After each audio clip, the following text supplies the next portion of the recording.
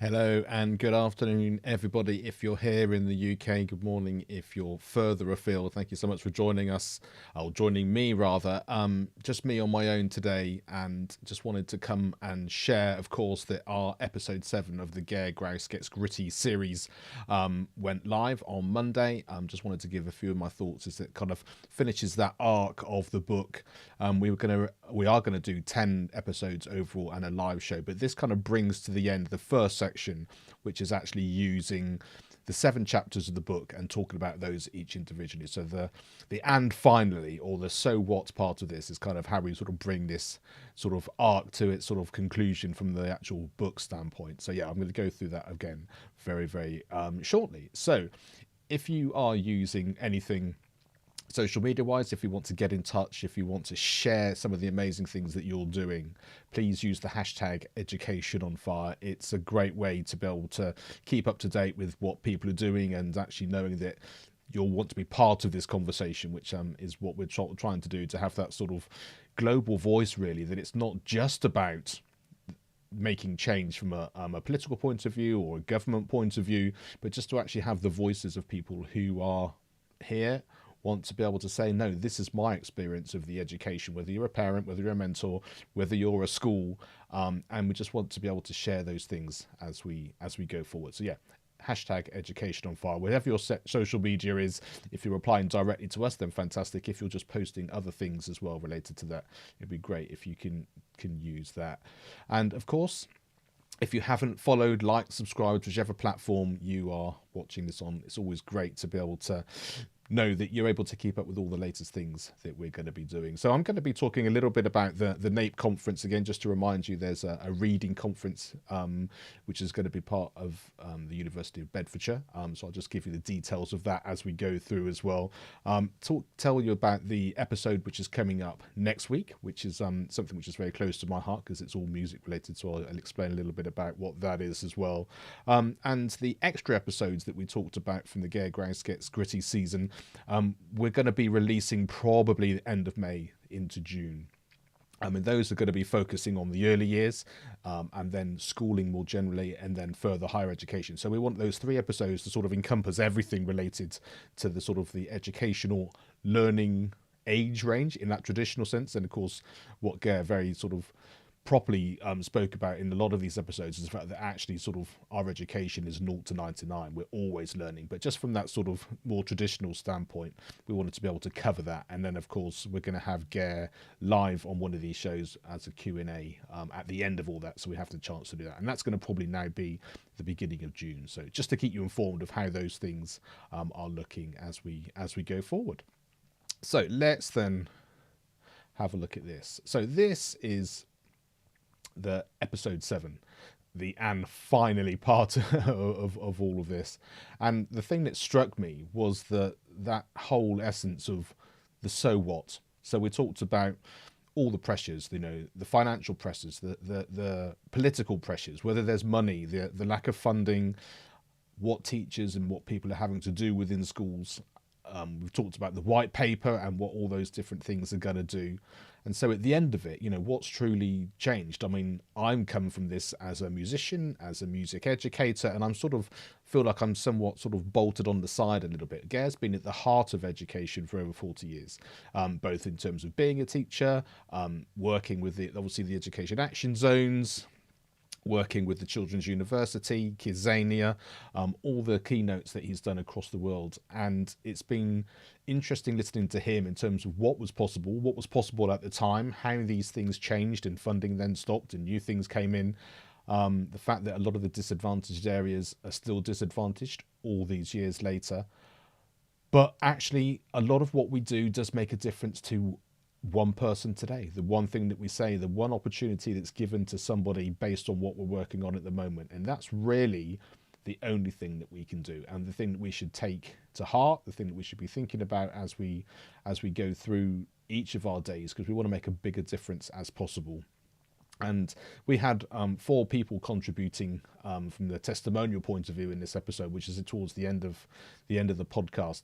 Do make sure if you haven't already listened to those, because what that's doing is it really is sort of giving that sort of global sense of what their perspective is on what Ger's been sharing, and very much in terms of it's about the human. I mean, and that's really at the end of the day what we're trying to do. We're having human conversations, we're having human connections, and we're trying to be able to build those things up. And that sense that if we want a big change within this education setting, we need everyone to be coming together, and it's not something we can just do on our own. Hence the reason for the hashtag education on fire, that everyone coming together, whichever part of that sort of jigsaw that you are, so that we can really sort of see that big picture and sort of hopefully be able to come together to support those things as well. And I love this quote, which he quoted from the afterword of his book. The task is not to make the impossible possible, but to make the possible attainable. And that struck me because it then just made me think about this whole idea of inclusion. So let me just bring this up again for you. I showed you this last week, but that sense of everybody is here. We need to make sure attainment is going up, make sure that it's fair for everybody, make sure that we're pushing all these boundaries for people, and we want everyone to be thriving and everyone to be successful in what they're doing. And we talked about, well, that depends on who you are and what your setup is. And I think I just reminded me of this particular picture because I thought, actually, if we're talking about inclusion and we're making everyone thrive, then actually we need an environment that copes with everybody. So if we take this picture of an example, if you want to be able to climb the tree, then great if you happen to be the monkey, not so much if you're the fish. That's the thing I mentioned before.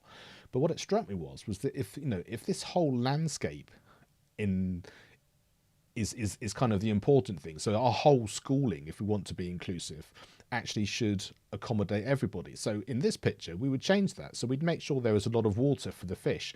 We'd make sure that the actual sort of, whether it's the Serengeti or whether it was going to be for elephants and sort of the larger animals, I think there's a penguin there, so make sure there was some snow as well. So whatever this picture looked like, it actually made sure that all of these animals had the opportunity for them to thrive.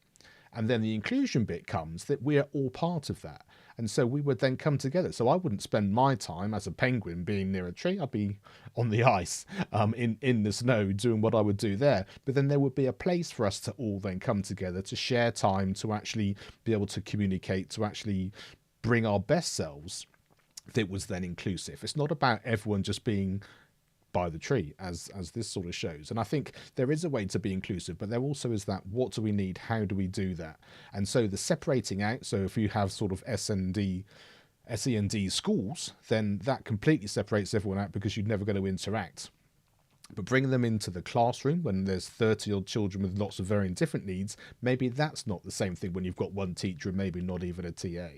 But actually within the school environment, if we had all of these different settings that were actually set up to support everybody in what they need is, and then people can come together in a way that they're able to support each other, whether maybe that's whether related to sports or music or just learning in a way that actually is very helpful collectively, then that would be very inclusive.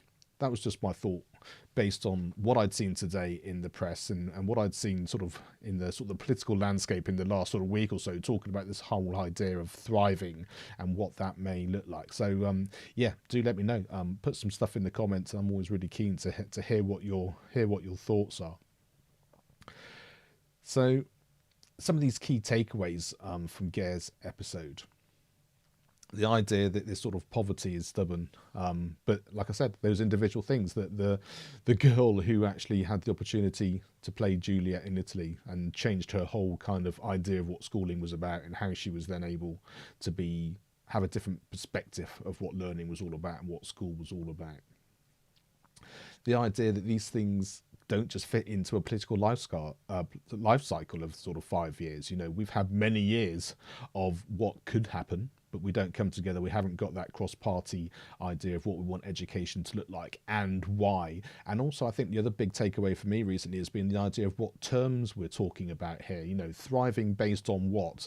What does success look like? What does a fulfilling education look like for you compared to me? If I'm spending all my time having to learn metalwork, as an example, and I'm a musician, that's really not helping me. Yes, absolutely, I should be exposed to that to see if I like it, but actually, as a professional musician, I want to spend all my time being a musician. And that isn't to say that all the subjects aren't important. That isn't to say that the whole broad experience is. Absolutely, it should be. But actually, as you start to realize what your skills are and what your talents are, you want to be able to sort of thrive in those areas as well. And often it's that sense of, if you're not doing very well in maths, you get extra maths, as opposed to you're doing the best you can in maths based on your situation, but actually maybe what you need is other things that actually support your life, which will then help you in maths and all those other things as well. So actually having music, having sport, having English, rather than just saying, right, okay, you're not doing as well in maths as we'd like you to be based on your arbitrary kind of levels, let's do more maths. All it's doing is kind of literally sort of banging the nail in with a hammer, as opposed to saying, okay, we've done enough of that now, we understand what that is, we can still work on improving all those things, let's take us in a different way. So yeah, let me know, what do you think? Am I is it too simplistic, or actually maybe it needs to be simplistic in terms of actually it needs to be a much further idea as well? I love the idea of the book being a call to action. Again, that's kind of what we've been saying. Let us know what you think. And I love the fact that people think that, the DFE, they would love for the DFE to read this book, to see these things in the broadest sense. And it's not just a sense of, oh, okay, let's do it the way we think we have. Let's have a white paper, let's get some comments, but then do it differently. I've had so many conversations with people who are much more experienced than me within education, who've been asked in various years past to contribute to various discussions, and then when push comes to shove, they're either, it's not viable, it's not financially possible to do it, or it's completely disregarded for whatever reason. And so I think that's sort of disheartening, and I hope that isn't where we're going to be now with the new government and what we're talking about, but it'll be interesting to see. And my takeaway currently is the fact that this idea of having a broader curriculum, so let's give everyone the chance to do more music, that'll be fantastic. Who in the school, who are they going to be able to use as teachers, as people able to support children in music? Because I'm not sure there are that many people across all schools that have the skills or the opportunity or the background to be able to do that. So say you want that broad idea is one thing, actually being able to deliver it is another, especially if the timetable is still stretched, and maybe what we actually think the school environment is as well. So let me just play you this video a second, because this is something which I think is a clip from one of the episodes that I did with Ger, and it's that sense of, we can talk about what we think is really positive, but then I also have that sense of what's the reality of what life is actually like. So we make them get up at a time when they don't really want to get up and they're not very with it. Then we get them to come to school and we give them one break to go to the toilet, which is too short, which is mid-morning. We actually don't want them to go to the toilet at all otherwise, because we lock the toilets. Then at lunchtime, we give them collective indigestion, because actually we're so worried that they might misbehave that we condense the whole lunch experience into 50 minutes. We give them pretty awful food in most cases, that we ask them to get down their necks as quickly as possible. And then we get rid of them early afternoon as quickly as we can. And I think there are many people, certainly in education from a secondary point of view, who can identify that. I'm sure there are many pupils who'd kind of feel that was the case.